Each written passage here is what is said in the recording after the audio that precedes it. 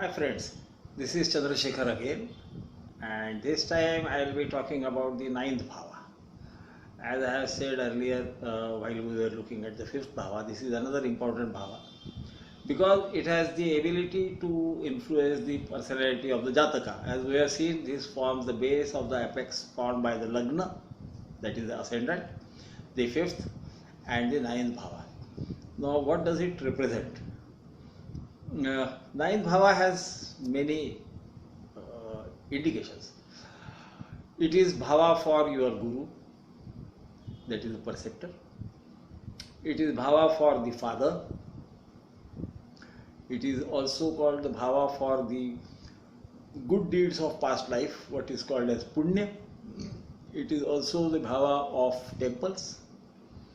It is bhava representing religion or dharma, but though it does relate to religion, because religion is also one of our duties to follow the precepts of religion. It is primarily the bhava of your duties, because the way the word dharma has arisen is, they say dharayati iti dharmaha, that which is worthy of being upheld, which is a righteous duty at that point of time in any person's life, is dharma. That is called the dharma. Therefore, it also represents the water tanks, large lakes, places where water is given to the thirsty, and anything, also the places of pilgrimages, all are seen from the ninth bhava. Now it would be very easy to understand, because most of this is supposed to be duty of a Hindu. So you are supposed to give water to the thirsty, you are supposed to feed people if they don't have anything and they come to you and seek something, which in turn gives you the punya, the good deeds that are done not only in the past but also in this life, temples.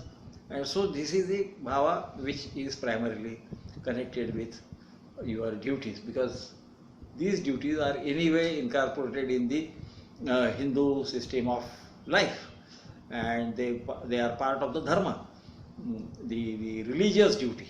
All these are supposed to be your religious duty, and they are anyway. I mean, if you look at it and think about it properly, anybody would accept that these are the duties that one should do. These are what we must do rather, because they are the ones who that provide succor to others. Now the question is, why guru and father from the same ninth bhava? Here again, as we have said, seen in the case of fifth bhava,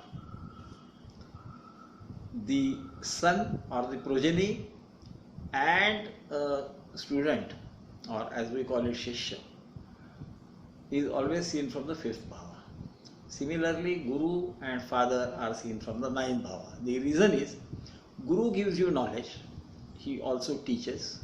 Not only the spiritual guru, there are gurus who teach you, and especially in Hindu system of scholastic career that was followed in ancient time, that was, when a boy was supposed to go to the, we can call it residential school, which is Gurukul, he used to have the thread ceremony to indicate that he is a student, and that time the father would give a mantra in his ear, that is the well-known Gayatri mantra that we all know about, the Savitri Gayatri. Om Bhurbhuva Swaha Tatsavisurvarenyam Bhargo Devasya Dhimahi Dhiyo Yona Prachodayat is the mantra which was given to the would-be student, who was of course the son of the father, and so he is also guru of the, he is rather the first guru on the scholastic side.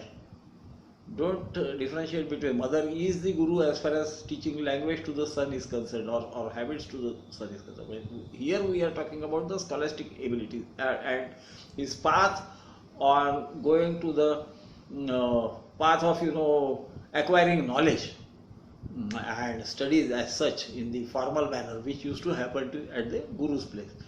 Both the father and the guru are capable of setting rules, and those rules are about how you should behave what is your duty at a particular point of time. And that is the connection of both Guru and Father with the ninth bhava. Of course, if we look at the Karaka, then we can understand the difference. Guru and religion, for that the Karaka is always Guru, the Jupiter, but otherwise for ninth house, Karaka is Sun, as indicated by the great sage Parashara.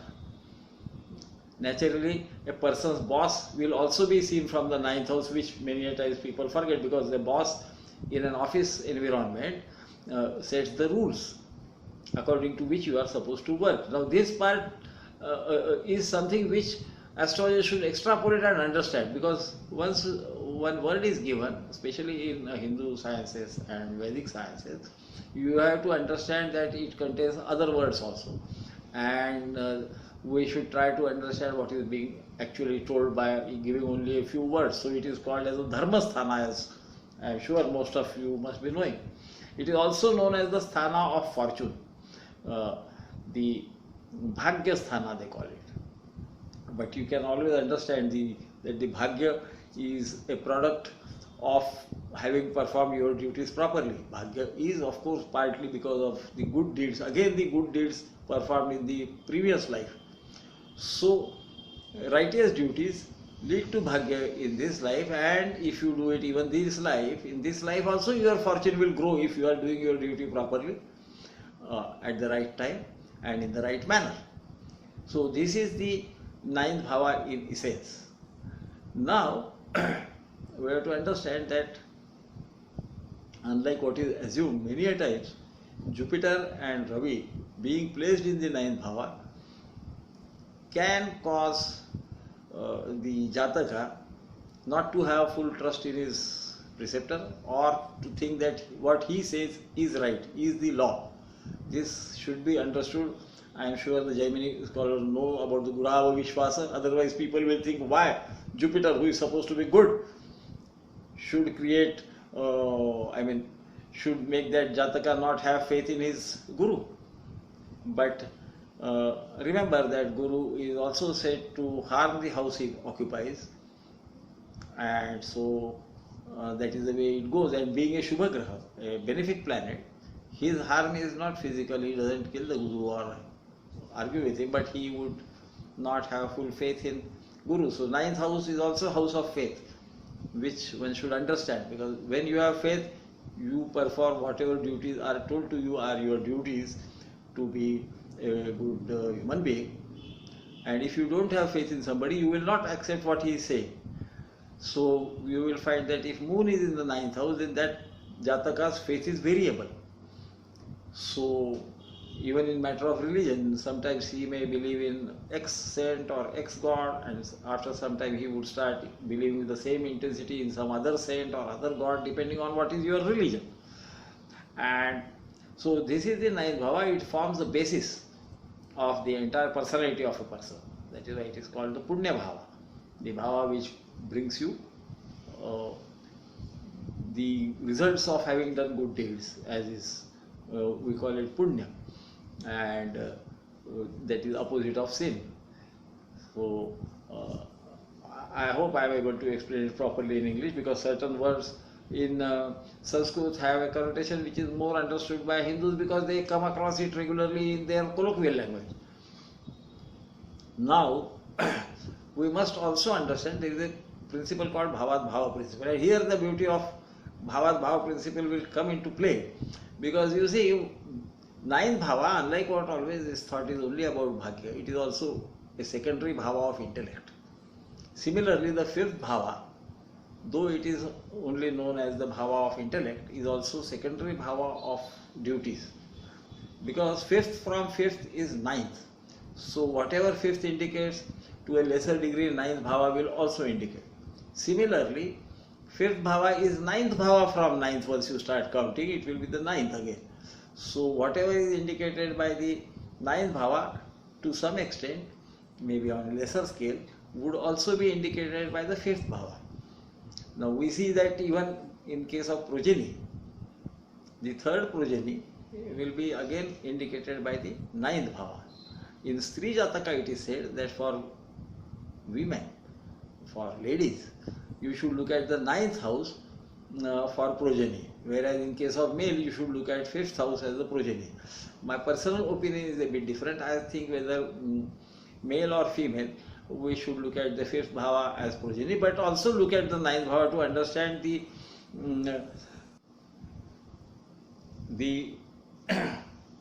flavors of the ninth bhava itself. I mean the fifth bhava itself, the progeny itself. Also, progeny, that is the third progeny of the Jatakas, would always be anyway indicated by the ninth bhava, because third from fifth is the seventh bhava, which is the second progeny, and third from seventh is the ninth bhava, the third progeny. However, let us understand that when looking at the possibility of having progeny or not having progeny, we should perhaps look at both the ninth and the fifth bhava to understand what is likely to happen. So, having said that, there is, what is now the question will be, what is the dharma about ninth bhava which is connected with progeny? So we will again go to the scriptures, or the way we think about progeny, especially the Hindus and the Vedic culture. And what is said is, Pun namna narkat trayati iti putraha. Pun namna means the narak, the hell, which is called Pum. One who protects the Jataka from going to that hell called as Pun is called the Putra, that is progeny. So progeny makes you, or rather insulates you from the possibility of going to a narak called as Pum.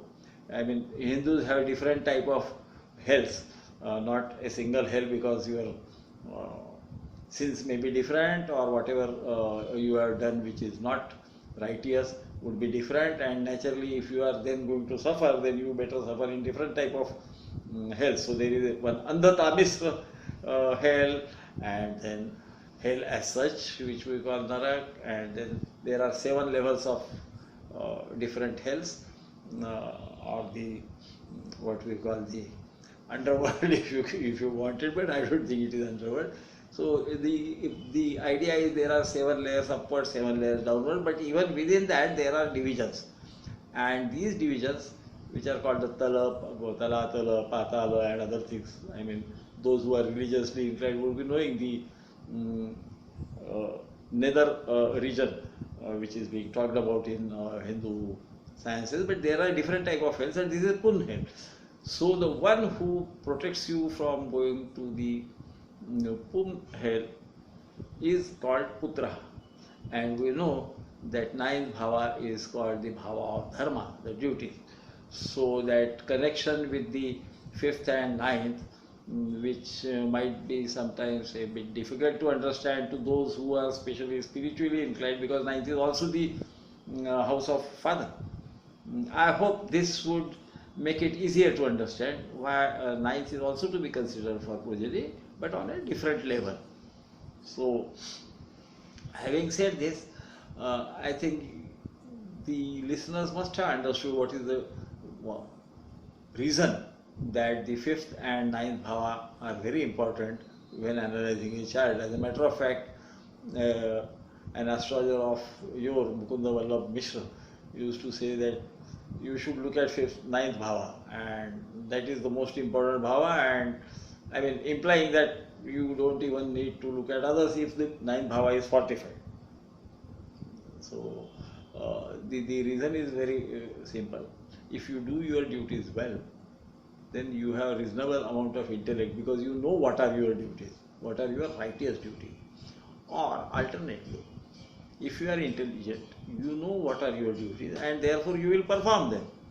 So at least one of the bhavas should be strong enough to understand that this person will perhaps achieve. And when you, by the way, when you achieve something, you have either used your intellect properly, or you have done your duty at the right time in the right manner, and that is why you grow. And that is the reason that fifth and ninth bhava are very important in astrology, and this must always be seen, because that also can sometimes show you the intent. Of course, with ninth bhava, one who is valorous, as we can see, has malefics there, and so there will be some damage to the ninth bhava, but that damage is more in the manner of, wanting to go ahead, and in the process, if somebody hurt, not being, let us say, greatly hurt by it, because one who does like that will not go ahead. I mean, you can't be always compassionate towards your compatriot, especially if he is not behaving in the proper way, which is quite likely with the malefics aspecting the ninth bhava. And so, in Kali Yuga, at least this age, you have to be competitive, and sometimes you have to trample upon others. So, third bhava malefics are not supposed to be great only because they are malefics in the third bhava, because they also aspect the ninth bhava, making that person understand that sometimes you might have to be a bit cruel to achieve something. And that cruelty may not be very bad, because that person, if he has some intellect, then of course he will grow ahead. And so fifth being ninth from ninth, he would understand to what extent one should go to overcome the competition, sort of. So having said this, I hope you have understood the concept of ninth bhava, and so I shall sign off. As usual, I would expect you to give me your comments, and even if I am something, if what I am trying to communicate is not understood, you feel free to ask me, and in some other lecture I will try to cover that.